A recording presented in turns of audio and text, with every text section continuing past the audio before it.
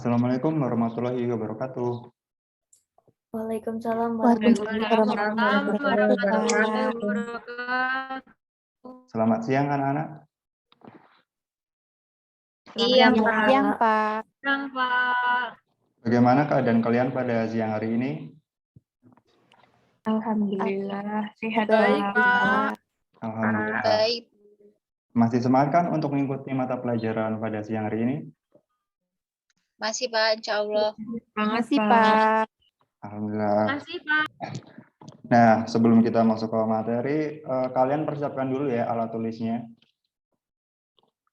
Baik, Pak, sudah. Baik, Pak. Dan jangan Pak lupa Rizal, on cam. Oh ya, ini ya. Mbak Salsabila.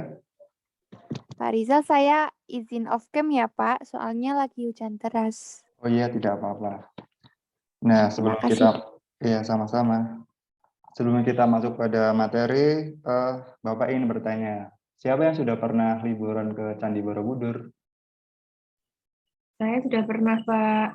Mbak Tasya sudah pernah. Kalau boleh tahu, Mbak Tasya rumahnya mana ya? Sleman, Pak. Oh, Sleman. Kalau dari Sleman ke Borobudur itu memerlukan waktu berapa lama?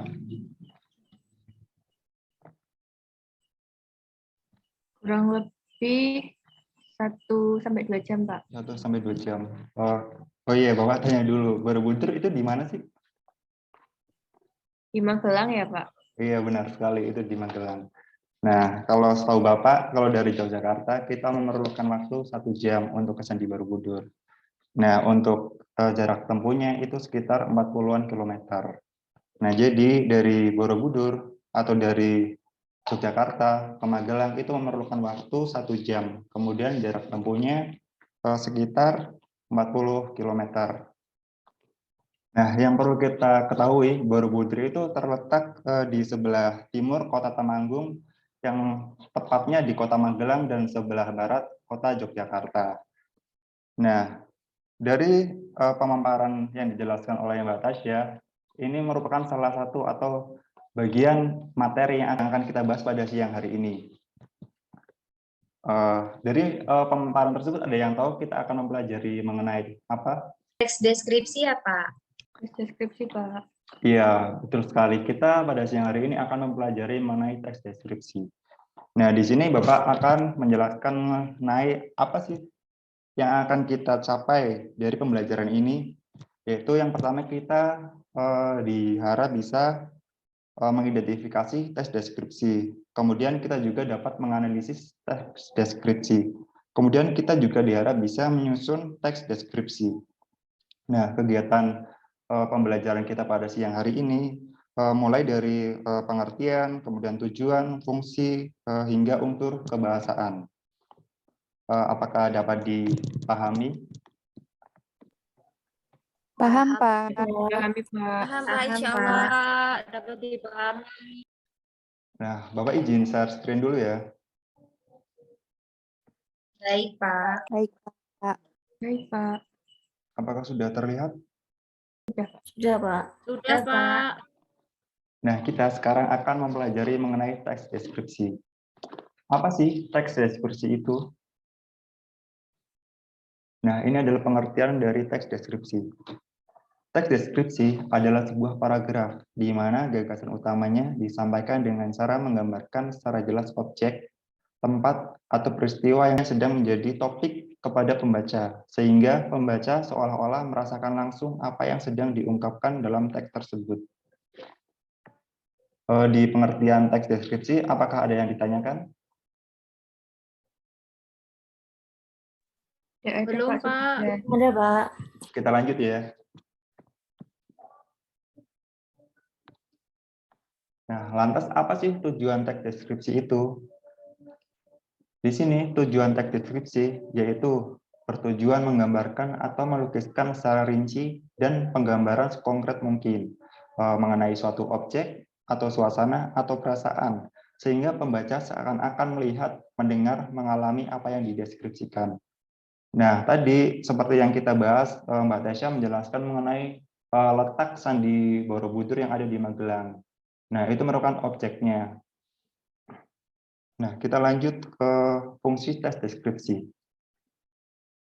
Fungsi tes deskripsi dalam cabang ilmu tertentu, deskripsi dapat digunakan untuk membandingkan antara pengalaman si peneliti dengan pengalaman yang diperoleh peneliti lainnya, sehingga memudahkan dalam melakukan kontrol dan pemeriksaan atas deskripsi yang bersangkutan. Nah, pada dasarnya, deskripsi memiliki bentuk yang dapat menegaskan sesuatu, seperti apakah sesuatu itu apabila dilihat dengan mata atau dengan bantuan alat lainnya. Sebagaimana bunyi dari sebuah benda, bagaimana rasa dari sesuatu yang ingin dideskripsikan, dan lain sebagainya. Sampai di sini, apakah ada yang ingin ditanyakan? Belum ada, Pak. Belum ada, Pak. Kita lanjut ya. Pak. Baik, Pak. Nah, ciri-ciri tes deskripsi. Nah, semalam kan Bapak sudah mengejar materi mengenai teks deskripsi. Di sini ada yang bisa menyebutkan ciri-ciri teks deskripsi? Saya, Pak. Ya, boleh. Mbak Nia ya? Saya menyebutkan salah satunya ya, Pak. Ya, boleh. Menggambarkan atau melukiskan suatu objek, Pak. Ya, ada yang mau disebutin lagi? Yang lain mungkin? Saya, Pak. Ya, boleh. Mbak Riza ya? Penggambarannya dilakukan dengan jelas Iya. dan melihat kesan indera. Iya, betul sekali. Nah, di sini ada 4 ciri-ciri teks deskripsi. Yang pertama, menggambarkan atau melukiskan sesuatu. Yang kedua, penggambaran dilakukan dengan jelas dan melibatkan kesan indera. Yang ketiga, membuat pembaca ikut merasakan sendiri atau mengalaminya. Kemudian yang keempat, menjelaskan ciri-ciri objek seperti warna, ukuran, bentuk, dan keadaan secara terperinci. Betul sekali seperti yang disebutkan Mbak Nia dan Mbak Risa tadi. Kita lanjut ya. Nah, di sini apa saja sih jenis teks deskripsi? Di sini ada 3 jenis teks deskripsi. Yang pertama ada teks deskriptif spesial, kedua teks deskriptif objektif, kemudian yang ketiga teks deskriptif subjektif. Penjelasan yang pertama yaitu teks deskriptif spesial adalah teks yang melukiskan tentang ruang atau tempat berlangsungnya suatu peristiwa. Kemudian yang kedua ada teks deskriptif objektif, merupakan teks yang menggambarkan suatu hal atau orang dengan mengungkapkan identitas hal atau orang tersebut. Kemudian yang ketiga ada teks deskriptif subjektif, adalah teks yang menggambarkan objek seperti penafsiran atau kesan perasaan penulis atau tafsiran penulis. Sampai di sini ada yang ingin ditanyakan? Belum ada, Pak. Belum, Pak. Baik, kita lanjut ya. Nah, di sini ada struktur teks deskripsi. Strukturnya ada 4, yaitu yang pertama ada judul yang menggambarkan isi teks, kemudian ada identifikasi atau gambaran umum berisi nama objek yang dideskripsikan, atau lokasi atau sejarah atau lahirnya, makna nama, atau pernyataan umum lainnya tentang objek. Kemudian deskripsi bagian, berisi perincian bagian objek, dapat berisi apa yang dilihat atau didengar atau dirasakan oleh penulis. Kemudian yang terakhir ada simpulan atau kesan, bagian penutup yang berisi kesan dari penulis tentang hal yang dideskripsikan. Kemudian ada pula unsur kebahasaan teks deskripsi. Di sini ada 6 unsur kebahasaan. Yang pertama, rujukan kata, contohnya berhubungan dengan kata ganti. Kemudian yang kedua ada kata berimbuhan, contohnya menari, ada asal kata dari tari, kemudian berbahasa yang berasal dari kata dasar bahasa, dan lain sebagainya. Kemudian ada konjungsi atau kata hubung, kata yang digunakan sebagai penghubung antar kata, klausa, frasa, atau kalimat. Kemudian yang keempat ada kelompok kata, yaitu kumpulan kata atau lebih yang tersusun dari kata yang bermakna dan membentuk arti kata baru. Tentunya sapu tangan dan tak benda. Kata baku dan tidak baku, yaitu kata yang sesuai dengan kaidah bahasa Indonesia. Sumber utamanya ditemukan pada KBBI. Kemudian yang keenam, penggunaan huruf kapital dan tanda baca, yaitu teks deskripsi tidak jauh dari penggunaan huruf kapital dan tanda baca.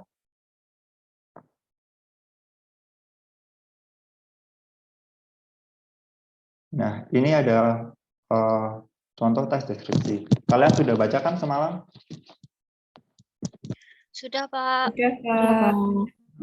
Nah, di sini juga ada penjelasan strukturnya dari judul yang menyatakan secara singkat mengenai isi artikel yang membahas tentang tari saman. Kemudian ada identifikasi gambaran, ada deskripsi bagian, ada simpulan atau kesan juga. Nah, kalian bisa membaca terlebih dahulu, kemudian kalian menentukan penjelasan strukturnya. Nah, apakah sampai di sini ada yang ingin ditanyakan? Belum, Pak. Belum, Belum Pak. ada, Pak. Sudah cukup jelas. Sudah cukup jelas ya. Sekarang Bapak ingin mengulang materi kembali untuk mengetahui seberapa sih kalian paham atau berapa sih yang kalian tangkap dari materi pada siang hari ini. Yang pertama saya ingin menanyakan kepada Mbak Nia. Coba Mbak Nia, fungsi teks deskripsi itu apa sih? Fungsi teks deskripsi digunakan untuk membandingkan antara pengalaman penelitian dengan pengalaman yang diperoleh penelitian lainnya, sehingga memudahkan dalam melakukan kontrol dan pemeriksaan atas deskripsi yang bersangkutan. Iya, betul Itu, Pak. sekali. Nah, sekarang siapa yang ingin menjelaskan mengenai pengertian teks deskripsi? Ya, Pak. Siapa Mbak Tasya ya? Iya, Pak. Oh iya, coba jelaskan. Baik, Pak.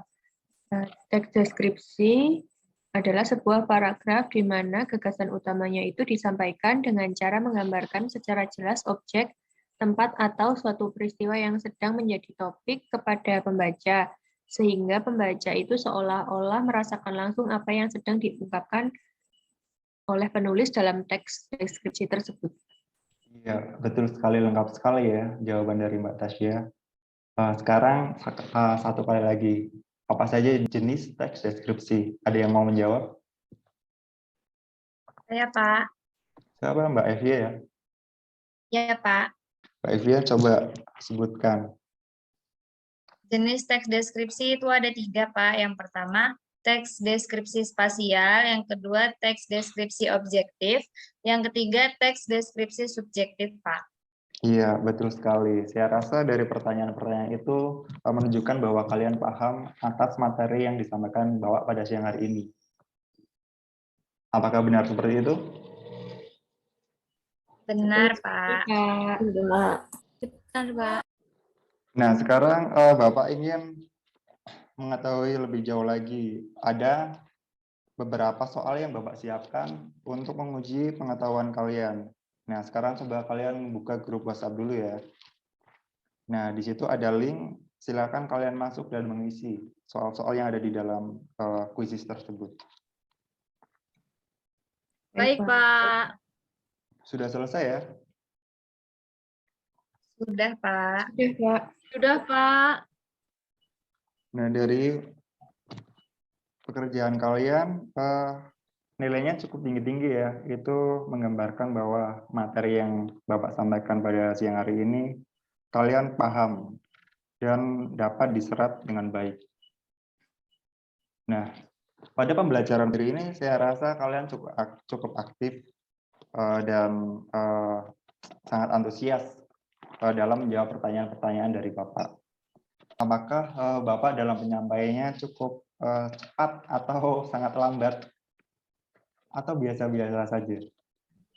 Sudah pas, Pak. Cukup jelas, Pak. Cukup jelas, Pak. Cukup jelas ya. Nah, materi pada siang hari ini mengenai tes deskripsi sudah selesai. Dan minggu depan kita akan lanjut pada materi berikutnya yaitu mengenai teks prosedur. Nah, untuk minggu depan kalian bisa cari apa sih itu teks prosedur. Kemudian nanti malamnya sebelum kita esoknya belajar lagi, Bapak akan mengeser seperti biasa materi yang akan kita bahas pada esok harinya. Nah, apakah dapat dipahami? Paham, Pak. Paham, Pak. Dipahami, Bisa, Pak. Pak. Bisa dipahami. Nah, mungkin itu saja dari Bapak pembelajaran pada siang hari ini. Bapak akhiri. Sekian. Wassalamualaikum warahmatullahi wabarakatuh. Waalaikumsalam warahmatullahi wabarakatuh. Terima kasih, Pak. Terima kasih, Pak. Terima kasih, Pak.